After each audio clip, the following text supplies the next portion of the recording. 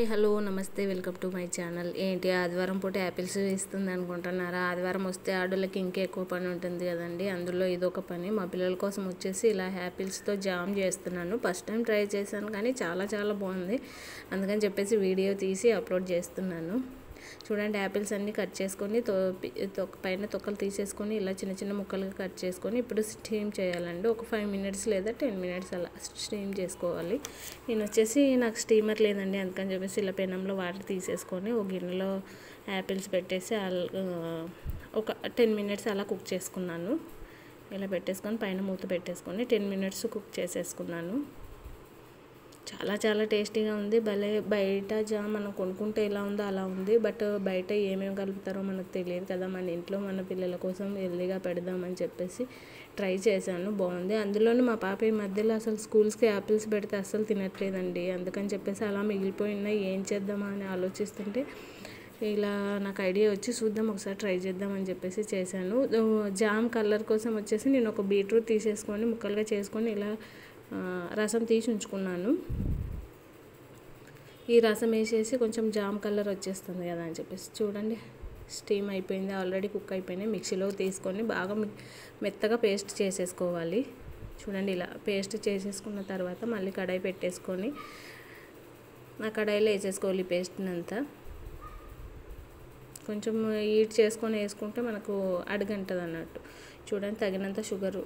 Already యాపిల్స్లో sweetness ఉంటుంది కాబట్టి మనం చూసుకొని వేసుకోవాలి. నేనైతే ఒక 4-5 స్పూన్లు తీసుకున్నాను.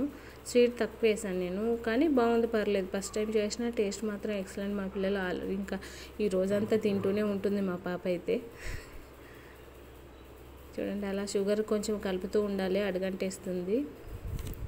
అందులోనూ కలిపేటప్పుడు చాలా జాగ్రత్తగా అండి, చేతుల మీదకి ఎగిరేసి వచ్చేస్తుంది బబుల్స్ లాగా. చూడండి, నేను బీట్రూట్ వచ్చేసి ప్యూర్ తీసి పెట్టుకున్నాను కదా రసం, అది వేసేసుకుంటున్నాను. కాసేపు ఈ యాపిల్స్లో ఉన్న వాటర్ పోయేదాకా ఉంచేసుకొని తర్వాత ఈ బీట్రూట్ రసం వేసేసుకోవాలి. అలా కలుపుతూనే ఉండాలి కంటిన్యూస్గా. ఫస్ట్ టైం చేశాను, అందుకని చెప్పేసి క్వాంటిటీ కూడా తక్కువ చేశాను, మళ్ళీ రాకపోతే ఎందుకని చెప్పేసి. కాకపోతే ఎక్సలెంట్ అండి, చాలా బాగుంది. ప్లస్ మన పిల్లలకు అప్పుడప్పుడు ఇలా హెల్తీగా చేసి పెట్టడంలో తప్పు లేదు కదండి. మీరేమంటారు చెప్పండి. చూడండి, చాలా బాగా వచ్చిందండి టేస్ట్. మా పాప ఇష్టంగా తినేస్తుంది. చూడండి, అలా మొత్తం అయిపోయిన జామ్ని అలా తీసేసుకొని గ్లాస్ జార్లో వేసేసుకుంటున్నాను. నేను అలా వేస్తున్నానో లేదు, మా పిల్లలు ఇద్దరు వచ్చేసి తింటూనే ఉన్నారు. సగం బాటిల్ అయిపోతే చూడండి అప్పుడే. అంతే అండి, పిల్లలకు నచ్చింది అనుకో అలా తినేస్తూనే ఉంటారు. కాబట్టి మనం ఇంట్లో చేసుకుని హెల్దీగా పెట్టాలి కదా అని చెప్పేసి ఇలా ట్రై చేశాను. ఎలా ఉందో కామెంట్ సెక్షన్లో కామెంట్ చేయండి.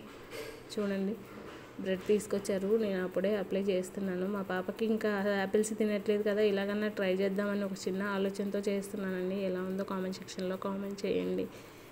Thank you for watching. Video నచ్చితే please like and share and subscribe my channel. Thank you అండి, ప్లీజ్ సపోర్ట్ చేయండి.